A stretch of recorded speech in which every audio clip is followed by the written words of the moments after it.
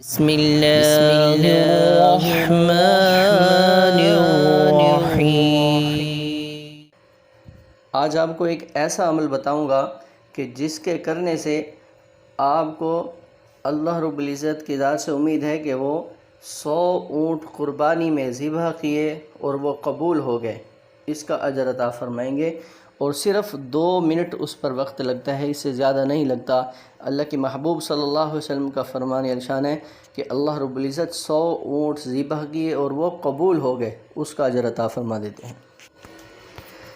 الحمدللہ وقفا والسلام علی عبادہ الذین اصطفا، اما بعد۔ ذوالحجہ کے 10 دنوں میں ہمیں چاہیے کہ ہم عبادت زیادہ سے زیادہ کریں، اور اچھی سے اچھی عبادت پہلے دنوں سے عام دنوں میں جو ہم عبادات کرتے ہیں اس سے بڑھ چڑھ کر پہلے سے زیادہ عبادات کریں۔ تو ایک حدیث آپ کو سنا دیتا ہوں جس سے آپ کو اور بھی شوق پیدا ہوگا کہ ہم ان 10 دنوں میں عبادات کو بڑھائیں۔ حضرت ابن عباس سے روایت ہے کہ رحمت عالم صلی اللہ علیہ وسلم نے فرمایا، اللہ رب العزت کے نزدیک 10 ذی الحجہ سے زیادہ عظمت والا کوئی دن نہیں، اور نہ ان دنوں کے عمل سے اور کسی دن کا عمل زیادہ محبوب ہے، لہذا تم ان دنوں میں تسبیح اور تکبیر تحمید کثرت سے کیا کرو۔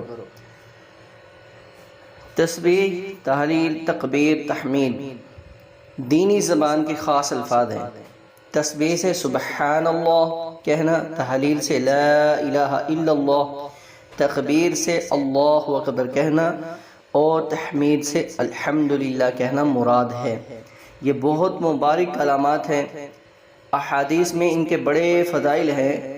ایک حدیث میں ہے کہ رسول کریم صلی اللہ علیہ وسلم نے ایک مرتبہ صحابہ کرام سے فرمایا، کیا تم میں سے کوئی شخص ایسا ہے جو روزانہ احد پہاڑ کے برابر عمل کر لیا کرے؟ صحابہ کرام نے عرض کیا، رسول اللہ، اس کی طاقت کون رکھتا ہے کہ اتنے بڑے پہاڑ کے برابر عمل کرے؟ حضور پاک صلی اللہ علیہ وسلم نے فرمایا، ہر شخص طاقت رکھتا ہے۔ صحابہ کرام نے عرض کیا، اس کی کیا صورت ہے؟ ارشاد فرمایا، سبحان اللہ کا ثواب احد سے زیادہ ہے، لا الہ الا اللہ کا ثواب احد سے زیادہ ہے، الحمدللہ کا ثواب احد سے زیادہ ہے، اللہ اکبر کا ثواب احد سے زیادہ ہے۔ اسی طرح ایک دوسری حدیث میں حضور پاک صلی اللہ علیہ وسلم نے فرمایا، سبحان اللہ 100 مرتبہ پڑھا کرو، اس کا ثواب ایسا ہے جیسا تم نے 100 عربی غلام آزاد کیے، اور الحمدللہ 100 مرتبہ پڑھا کرو، اس کا ثواب ایسا ہے جیسے تم نے 100 گھوڑے مع سامان وغیرہ جہاد میں سواری کے لیے دیے، اور اللہ اکبر 100 مرتبہ پڑھا کرو، یہ ایسا ہے جیسے تم نے 100 اونٹ قربانی میں ذبح کیے اور وہ قبول ہو گئے، اور لا الہ الا اللہ 100 مرتبہ پڑھا کرو، اس کا ثواب تو تمام آسمان و زمین کے درمیان کو بھر دیتا ہے۔